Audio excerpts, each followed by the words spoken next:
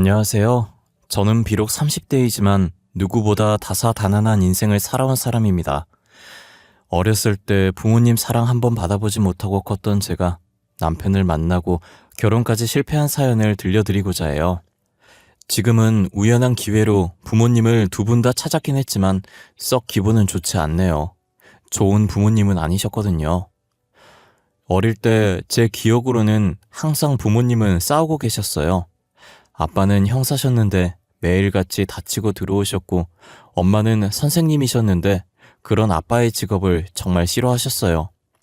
두 분이 그렇게 맞지 않았으면 결혼을 하면 안 됐었는데 중매쟁이를 통해 만나서 결혼까지 했다고 하더라고요.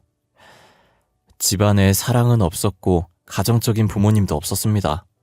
툭 하면 아빠는 일주일 넘게 집을 들어오지 않았고 잠복근무는 밥 먹듯이 하셔서 저는 항상 엄마랑 밥을 먹었어요.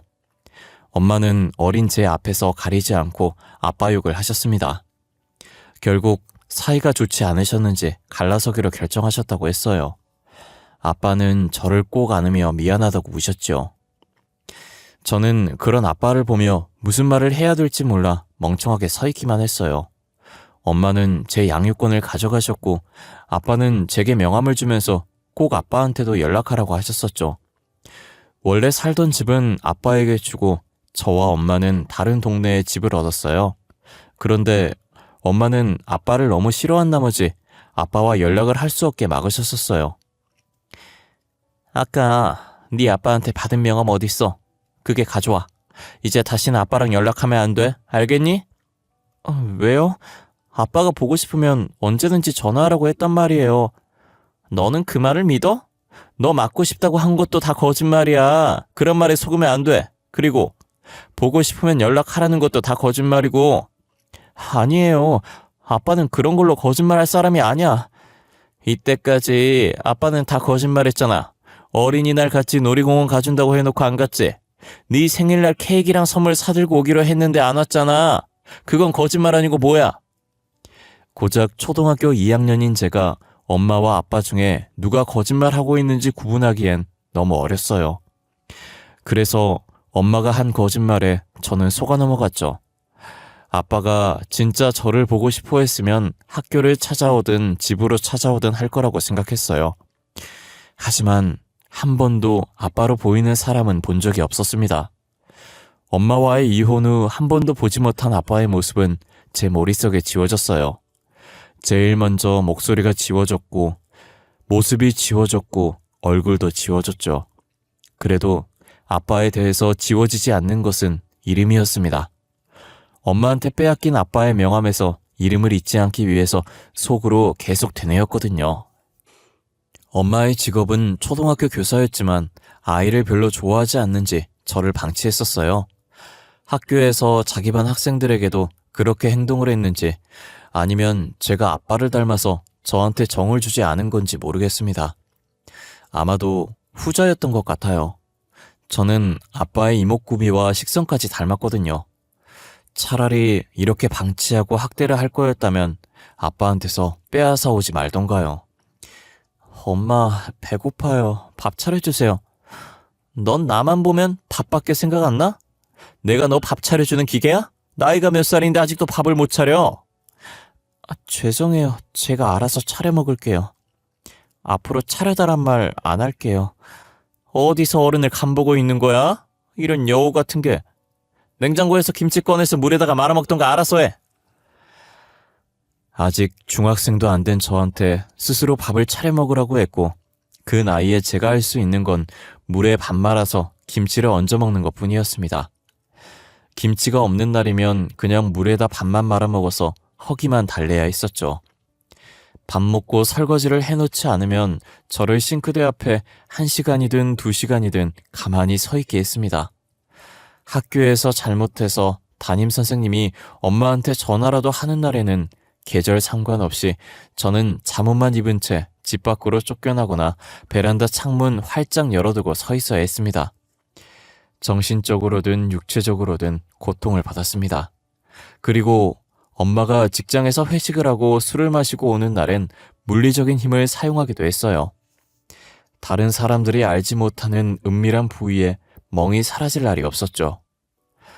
제 상태가 항상 우울하고 어두우니까 친구가 생길 일은 만무하고 오히려 왕따를 당했어요.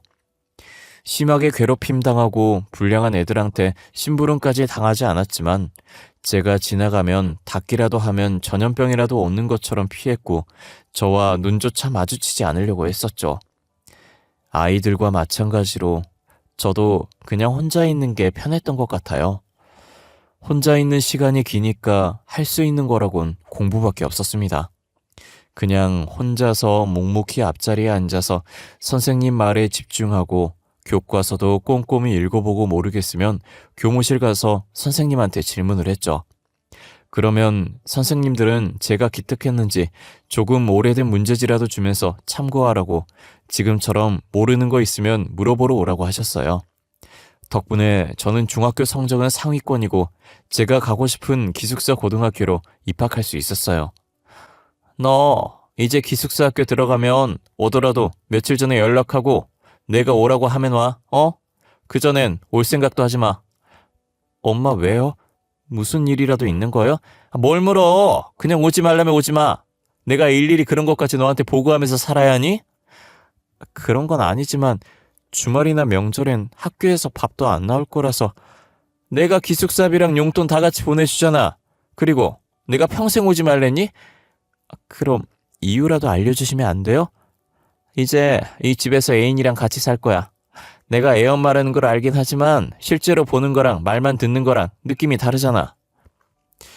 어렸을 땐 몰랐지만 어느 정도 크고 나니 엄마가 아빠랑 헤어지고 나서 다른 사람이 있는 것 같다고 생각은 했지만 기숙사 학교를 가자마자 살겠다고 할 줄은 몰랐어요. 결국 엄마도 저를 버리고 엄마의 인생을 살아가려고 하더군요. 엄마 말대로 저는 극도로 집에 가겠다는 연락을 하지 않았어요. 그래도 제가 연락이 없다면 한 번쯤은 엄마한테서 얼굴 비추라는 연락이 올 줄 알았습니다. 제 희망이었지만요. 졸업을 6개월 정도 앞두고 있을 때였어요. 3년 동안 10손가락으로 셀 수 있을 정도로 연락 없던 엄마한테서 먼저 왔어요. 몇 달 후면 너도 이제 성인이잖아. 그치? 성인이면 아르바이트도 할 수 있을 거고 너도 혼자 살아봐야지. 엄마, 저 지금까지도 혼자 살았어요. 넌 어렸을 때나 컸을 때가 말대꾸하는 건 정말 안 변한다. 여튼 이제 나는 너한테 해줄 만큼 해줬으니까 알아서 살라고. 엄마, 저 지낼 곳은 있어야 하잖아요. 집이 없으면 노숙이라도 하라고 하는 거랑 똑같은 거예요. 너 졸업에 맞춰서 보증금까지는 통장으로 보내줄게. 그 이유는 진짜 네가 알아서 해. 이게 네 엄마로서 마지막 정이야. 엄마 할 말만 하고 전화는 끊어졌어요. 이렇게 될 줄은 알았지만 졸업 후 한 번이라도 집으로 와서 얼굴 보고 얘기하자고 할 줄 알았는데 그것도 아니었네요. 제가 너무 엄마한테 크나큰 기대를 했나 봐요. 어렸을 때 그렇게 당해놓고 엄마가 무슨 좋은 추억이라도 있다고 그러는지 모르겠어요. 저는 졸업식과 동시에 엄마가 준 보증금 700만 원으로 입학할 학교 주변 동네에 원룸을 구했고 집 주변에서 아르바이트를 3군데를 동시에 하며 열심히 벌었습니다. 하루하루 힘겹게 열심히 살아가는 저를 보며 카페 사장님이 궁상 맞아 보였는지 소개팅 한번 해보라고 하셨어요. 처음엔 제가 지금 그럴 처지가 못 되니 싫다고 말했는데 사장님은 딱 한 번만 만나보라며 부탁하더라고요. 아이 수정씨, 그렇게 아등바등 살아서 뭐해. 20살 초반인데 연애도 하고 놀러도 다니고 그래야지. 아니에요. 저는 지금 생활도 바빠서 남자 만날 시간도 없어요, 사장님. 소개는 안 받을게요. 아니, 그러지 말고 한번 만나서 밥이라도 먹어봐. 혹시 또 알아? 내 덕분에 수정씨 인생 활짝 필 수도 있잖아. 정말 괜찮아요. 지금 학교 다니고 아르바이트 한다고 만날 시간도 없어서 그래요, 사장님. 진짜 좋아하는 사람 생기면 알아서 시간도 생길 거야. 내 친구라서 나이는 좀 많은데 돈도 잘 벌고 생긴 것도 나이 들어보지 않아. 정말 시간도 없고 생각도 없어요. 죄송해요. 수정씨가 만날 생각이 있다고 하면 하루 아르바이트 빼줄게. 돈은 그대로 쳐줄 거니까 걱정하지 말고. 계속 거절을 해도 사장님은 끈질기게 만나보라고 부추겼어요. 어른이 권유하는데 계속 거절하는 것도 예의가 아니라고 생각해서 딱 한 번만 만나보겠다고 했습니다. 소개팅 하는 날 만나기로 한 카페에서 책을 펼치고 공부를 하면서 남자를 기다렸습니다. 그러더니 어떤 한 남자가 다가와서 테이블 앞에 멈춰섰어요. 발에서 위로 시선을 올리니 사장님 말처럼 동안처럼 보였어요. 안녕하세요. 박수정 씨 맞으시죠? 저 오늘 만나기로 한 최동현이라고 합니다. 반갑습니다. 네, 안녕하세요. 박수정이라고 합니다. 반갑습니다. 오늘 평일이신데 직장은 안 나가셔도 되나요? 펀드 회사에서 매니저로 일하고 있는데 거의 프리랜서처럼 일하고 있어요. 오늘도 외부 미팅이 있다고 하고 나온 거예요. 수정 씨 수업 받고 바로 오는 거 아니에요? 배고프죠? 우리 밥 먹으러 가요. 간단하게 커피만 마시고 대화 조금 하다가 헤어지려고 했는데 예상치 못하게 같이 밥까지 먹게 되었어요. 그것도 아주 비싼 양식당에서요. 부담 갖지 마시고 드시고 싶은 거 드세요. 여기 오일 파스타랑 로제 파스타 잘하거든요. 양고기 스테이크도 잘하는데 양고기 드실래요? 예, 편식은 안 해서 괜찮아요. 여기 처음 와서 추천하는 거 먹을게요, 그냥. 남자는 꽤 자상하고 친절한 사람이었어요. 스테이크가 나오자 접시도 앞쪽으로 옮겨주고 저를 먼저 생각해주는 사람이었죠. 누구한테도 받아본 적 없는 친절이었습니다. 첫 만남에 차를 가지고 집까지 데려다줬고 차 탈 때도 조수석 문을 손수 열어주며 친절을 베풀더군요. 나이 차이가 많이 났던 게 마음에 걸렸지만 공주님이 된 기분에 점점 그 남자를 사랑하게 되었습니다. 저의 긍정적인 대답으로 저희 둘은 사귀게 되었습니다. 제가 아직 학생이라서 데이트 비용은 다 남자친구가 냈어요. 늘 얻어먹기만 해서 미안하다고 커피 한 잔이라도 사겠다고 했지만 자기는 남는 게 돈이라며 이 정도 써도 된다고 하더라고요. 되게 든든했어요. 이런 게 진정한 어른이라는 생각도 들고요. 어느 날 남자친구는 제게 뜻밖의 고백을 하더군요. 수정아, 혹시 넌 나랑 결혼 생각은 없어? 너가 결혼 생각 있으면 오빠가 돈 벌어다 줄 테니까 너 하고 싶은 거 시켜줄 수 있는데. 결혼? 아직 내 나이가 이제 20대 중반이라서 생각해본 적은 없어. 그리고 우리 나이 차이가 심하니까 한 번도 생각 안 해봤어. 이렇게 평일 주말 없이 학교에 아르바이트 다니는 거 보면 안쓰러워서 그래. 너가 운전면허만 딴다면 오빠가 벤츠도 바로 사줄 수 있는데. 비싼 차 필요 없어. 초보 운전인도 괜찮아.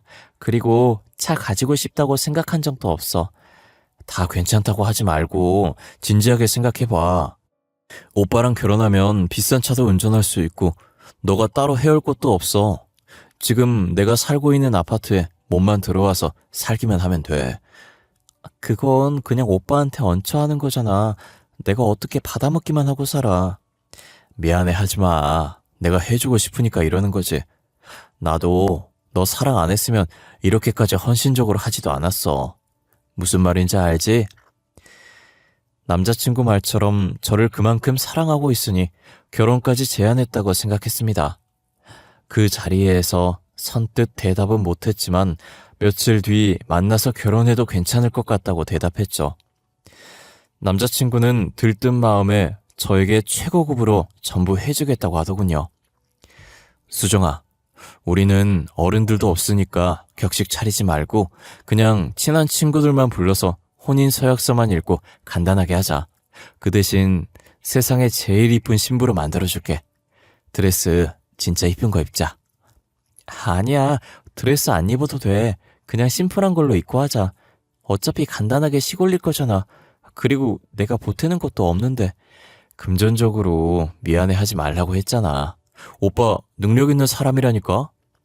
그래도 아껴서 나쁠 거 없잖아. 나중에 큰돈 들어갈 일도 있을 수도 있고. 어이구, 나이도 어리면서 왜 이렇게 철이 들었을까? 여보, 우리 아이도 빨리 가질까? 둘이서 사는 것도 좋지만 가족이 많이 있는 게 좋잖아. 아직 아기 낳는 게 상상이 안 돼서 무서워. 내가 잘 키울 수 있을까? 오빠는 자신 있어? 모든 부모들이 자신 있어서 아기 낳는 거 아니잖아. 서로 사랑하고 자연스럽게 생기니까 낫는 거지. 우리도 서로 사랑하는 마음 있고 둘만의 결실이 생기면 잘할 수 있을 거야. 내가 잘 키우지 못해도 오빠가 많이 도와줘. 이제부터라도 책 사서 공부도 하고 그래야겠어. 결혼과 동시에 서로 빨리 아이를 가지기로 합의했어요. 저는 자신이 없고 무섭기만 했지만 옆에 든든한 남편이 있었기에 결심할 수 있었죠. 어린 시절부터 저한테 이런 행복이 생길 거라고 생각지도 못했는데 힘들었던 어린 시절을 보상받는 듯 남편이 제게는 행운처럼 느껴졌어요. 하지만 행복은 잠시 스쳐 지나가려는 바람이었는지 금방 화목한 가정이 깨져버렸어요. 결혼한 지 5개월이 지났고 그 기간 동안 수없이 임신 시도를 했었는데 다 실패했습니다. 노력만 하면 가질 수 있을 거라 생각했는데 착각이었나 봐요. 남편도 처음엔 조급해하지 말자고 했지만 시간이 지날수록 지쳐가는 것만 같았어요. 어느 날은 남편이 집 앞으로 잠시만 나오라고 하더라고요. 나갔더니 저를 데리고 산부인과로 가더군요. 어리둥절했지만 남편을 따라 들어갔습니다. 여기 문진표 작성하시고 잠시만 기다리시면 돼요.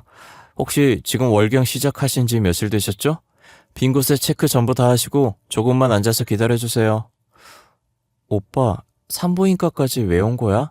나 건강검진 해주려고? 남편은 제 말에 대답하지 않고 상담실장님이 안내하는 방으로 들어가라고 했습니다. 저 혼자 들어가니 의사가 불임이 의심돼서 오셨냐며 저한테 묻더군요. 환자분 직접 예약하신 난임검사를 시작할게요. 지금 환자분 월경 3일차라 호르몬 검사하셔야 되거든요. 오른쪽 체열실 가서 피 뽑으시고 가면 됩니다. 다음날 며칠에 내원하시겠어요? 일주일 뒤에 예약을 하고 다시 찾아간 병원에서 초음파를 찍겠다고 하더군요.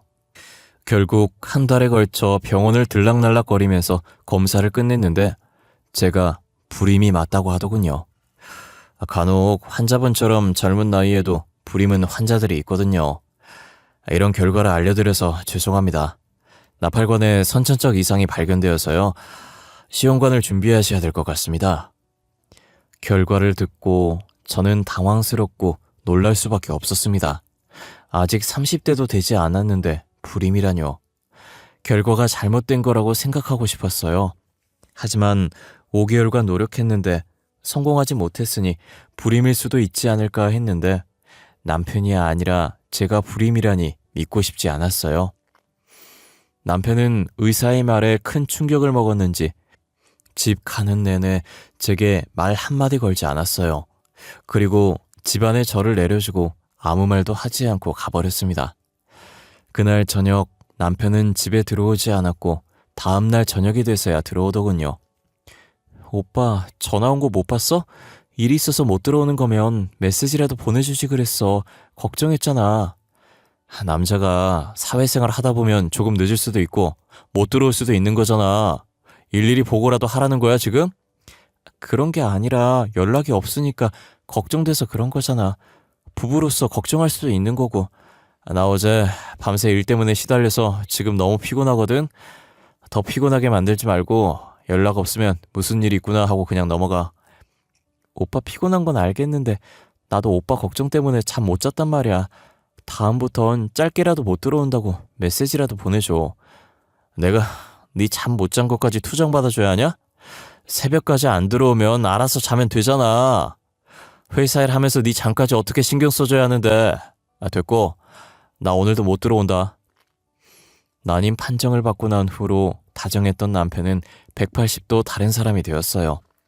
임신 못하는 제가 마치 쓸모없는 사람이 된 것 같은 기분이었죠. 방에 들어가서 남편이 벗어놓고 간 셔츠를 세탁하려고 들었는데 낯선 향기가 났어요. 여자 향수 냄새더라고요. 저는 한 번도 뿌린 적 없는 진한 향수 냄새였고 뭔가 익숙한 듯 낯선 향기였어요. 그날 밤에도 남편 말대로 들어오지 않았어요. 불안한 마음에 무작정 남편이 일하는 건물로 찾아갔지만 남편이 일하는 회사가 어떤 회사인지도 몰랐던 저는 마냥 남편이 나오기를 기다릴 수밖에 없었죠. 한없이 회사 벤치에서 기다리고 있는데 지하 주차장에서 남편 차가 나오는 거예요. 도로에 정차되어 있는 택시를 타고 기사님한테 남편 차를 뒤쫓아 달라고 했어요. 남편을 미행한 지 15분쯤 되었을 때 익숙한 동네가 보이더군요. 이 동네에서 어린 시절 엄마랑 같이 살던 동네였는데, 그리고 남편은 큰 아파트로 들어가 버렸죠. 몰래 남편 뒤를 따라가며 계단 밑에 숨어서 봤는데 옛날 제가 살던 집 앞에서 멈추더군요. 대체 이게 무슨 상황인지 아무리 생각해도 이해가 가지 않았습니다. 비밀번호는 또 어떻게 알고 있는지, 왜 이 집을 남편이 찾아온 건지, 정신이 없어진 저는 무의식적으로 남편 따라 그 집에 들어가고 말았어요. 오빠, 이게 어떻게 된 일이야? 왜 여기 있는 건데? 자기야, 왔어? 안 들어오고 문 앞에서 뭐해? 야, 박수정, 여긴 어떻게 알고 온 거야? 설마 나 의심돼서 미행한 거냐? 박수정? 내 딸 박수정? 아니, 자기야, 자기가 어떻게 내 딸을 알아? 야, 박수정, 너 뭐야? 내가 평생 얼굴 보지 말자고 말했는데 감히 내 집을 들어와? 오빠, 무슨 말이라도 해봐. 제발, 내가 생각하는 그런 거 아니지? 박수정, 네가 설명해봐. 너 내 남친 어떻게 알았어? 설마 둘이 사겨? 최동현, 가만히 있지 말고 빨리 말해보라고.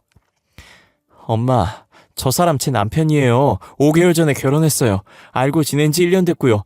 저도 지금 엄마 집에 왜 남편이 들어온지 모르겠는데요. 남편? 1년 전에 알았다고? 지금 나랑 장난해? 쟤 나랑 동거한 지 10년이나 됐다고. 너 기숙사 입학하고 나서부터 같이 살았다고. 아, 짜증나게 하네 진짜. 야, 박수정, 이게 뭐하는 짓인데 소름 돋게 미행이나 하네? 이제 내 사생활까지 넘보겠다 이거냐? 빨리 집에 가라고. 가긴 어딜 가. 너 설마 내 남친 꼬셔냈니? 그런 거야? 이런 여우 같은 게 감히 내 남자를 꼬셔? 그 말과 동시에 엄마는 제 뺨을 내리쳤습니다. 남편은 계속 그 상황을 보고만 있었고요. 10년 동안 엄마를 만났다면 상간녀는 엄마가 아니라 제가 되는 상황이 돼버렸죠. 그 자리에서 저는 이성적으로 생각할 수도 없었고 어떻게 집으로 왔는지도 모르겠습니다. 정신 차려보니 거실 소파에 앉아 있었어요. 삼자 대면한 후 남편은 아예 연락도 받지 않고 집에 들어오지도 않았습니다. 남편과 연락 두절되었고 저는 하루하루 멍하니 집안에만 틀어박혀 있었습니다. 진짜 저를 사랑한다고 생각했던 상대에게 배신을 당해버린 충격은 쉽게 사라지지 않았어요. 제가 상간녀가 되었다는 충격에서 빠져나오지 못하고 며칠 뒤 경찰서에서 연락이 왔습니다. 안녕하세요. 서울 띵띵경찰서입니다. 최동현 씨가 남편 맞죠? 현재 최동현 씨가 수배 중입니다. 가족관계 확인서를 보니 박수정 씨가 아내로 되어 있어서 연락드렸습니다. 네? 남편이 무슨 잘못을 했나요? 잘못 알고 계신 거 아닌가요? 남편은 번듯한 직장에서 일하고 있어요. 사고 칠 사람이 아닌데요. 참고인 신분으로 조사를 받으셔야 해서 내일 오후 3시까지 저희서로 출석해 주십시오. 담당 형사는 강력 2팀 박수영 형사입니다. 전화를 받고 정신없이 준비하고 경찰서로 갔고 안내받은 대로 담당 형사를 찾아갔습니다. 형사의 이름을 처음 들었을 땐 남편의 사기 소식에 놀라서 신경을 쓰지 못했는데 경찰서에 도착해서 책상 앞 이름표를 보고 나서 멈칫했습니다. 자리를 비웠던 형사는 저를 발견하고 자리에 앉으라 했고 조사를 시작했습니다. 지금부터 조사 시작하겠습니다. 본인은 이제 참고인 신분이며 이 조사의 취지는 참고인이 범인과 사기를 동조했는지 판가름하기 위해서입니다. 참고인, 이름과 나이는 어떻게 됩니까? 박수정입니다. 나이는 올해 26살이고요. 저 그런데 혹시 형사님 따님 이름이 어떻게 되나요? 형사의 딸 이름을 묻는 저를 보고 이상하게 쳐다보더라고요. 저는 간절한 눈빛으로 형사를 바라봤습니다. 너무 어릴 때 헤어진 아빠라 얼굴도 기억나지 않아서 혹시나 싶은 마음으로 물었거든요. 제가 딸 있는 건 어떻게 알았죠? 그러고 보니 제 딸 이름도 박수정이네요. 오래전부터 연락이 끊겨서 제 딸도 참고인과 같은 나이네요. 형사님, 혹시 저희 아빠 아니세요? 저희 엄마 띵띵 초등학교 교사고 두 분 다 10년 전에 이혼하셨었는데 그걸 어떻게... 진짜 수정이 내 딸 맞아? 아빠가 그렇게 보고 싶어 했던 딸. 그동안 어떻게 지냈던 거야? 아빠가 진짜 보고 싶었어. 저도 아빠 보고 싶었어요. 진짜 보고 싶었어요, 아빠. 아빠와 저는 서로 부둥켜 안고 울면서 갑작스럽게 경찰서에서 부녀 상봉을 하게 됐습니다. 주위의 사람들이 다 쳐다봤지만 지금은 그렇게 중요하지 않았죠. 한참을 아는 채로 울다가 조금씩 진정이 되었고 아빠는 조사실 가서 마저 얘기하자고 했습니다. 수정아, 그동안 잘 지냈어? 어렸을 때 헤어져서 살이 빠진 건지 모르겠지만 왜 이렇게 말랐어? 밥은 챙겨 먹고 다녀? 건강은 어때? 잘 지냈었어요. 건강하고요. 아빠는요? 잘 지내셨어요? 죄송해요. 저는 어렸을 때라 아빠가 기억이 안 나요. 수정아.